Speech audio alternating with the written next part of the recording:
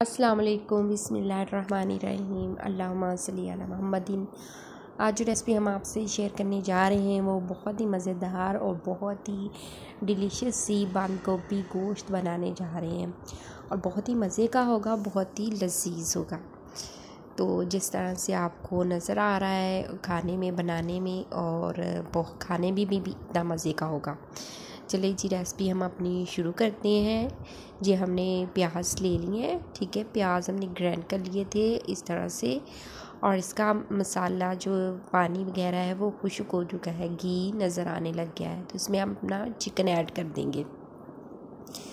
मसाले में हमने लार्ज प्याज लिया था, टमाटर लिया था, सब्ज़ मिर्ची ली थी, इकट्ठा ही हमने इसको ग्राइंड कर लिया था और इस तरह से घी में हमने इसकी बुनाई की है। जब इसने घी छोड़ दिया तो हमने इसमें अपना जो है चिकन वो ऐड कर दिया है। चिकन को हम इसी तरह से इसकी बुनाई करेंगे और इसमें हमने जो है चिकन में अब हमने क्रीम डालनी है। घर की क्रीम मैंने डाली है, जो दूध से क्रीम उतरती है वो आप इसमें ऐड कर लें। बाज़ार की अगर आप डालना चाहें तो वो डाल दें। मैंने ये 1 पाव के करीब होगी क्रीम, तो वो मैंने ऐड कर दिया। अब हम इसको इसी तरह से जो है कवर करके ऊपर से रख देंगे, ठीक है। 5 मिनट के लिए हम इस तरह से अपने चिकन को कवर करके रख देंगे तो बहुत ही मज़े की और बहुत ही डिलीशियस सी बन जाती है। ये देखें सारी जो हमारा जो क्रीम है वो बिल्कुल उसने घी छोड़ दिया है।